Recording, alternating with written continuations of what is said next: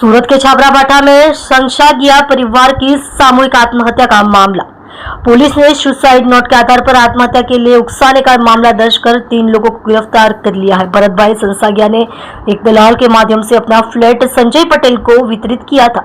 संजय पटेल ने मकान के सौदे में 1 लाख रुपए बतौर टोकन दिए थे। यह सौदा इसलिए रद्द किया गया क्योंकि मकान के ऋण की 5 किस्तें बकाया थी। दलाल राजू अंबालिया को मकान का टोकन देने वाले संजय पटेल और बेटे हितेश ने पैसे की मांग की। भरत भाई संसागिया को अस्पताल में भर्ती कराया गया और अस्पताल में लाखों रुपए खर्च हुए। रियल एस्टेट ब्रोकर राजू अंबालिया के साथ ही संजय पटेल और हितेश पैसे के लिए धमका रहे थे।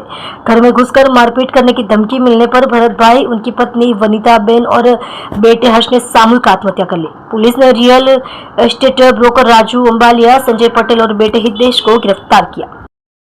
સર કઈ સામૂહિક આપઘાતની ઘટના બની હતી, ત્યારબાદ આરોપીની ધરપકડ કરવામાં આવી હતી, કઈ રીતની કાર્યવાહી હતી અને કોણ કોણ આરોપી પકડાયા છે? છપરા ભટ્ટા વિસ્તારમાં એન્ટેલિયા ડ્રીમ્સ ફ્લેટમાં 3 લોકોએ સામૂહિક આત્મહત્યા કરેલી એ બાબતે તાત્કાલિક ગુનો દાખલ કરી અને સુસાઇડ નોટ આધારે 3 આરોપીની ધરપકડ કરવામાં આવી છે અને તેઓને નામદાર કોર્ટમાં રજૂ કરતા જ્યુડિશિયલ કસ્ટડીમાં મોકલી આપેલ છે। આપઘાત કરવા પાછળનું શું કારણ સામે આવ્યું છે?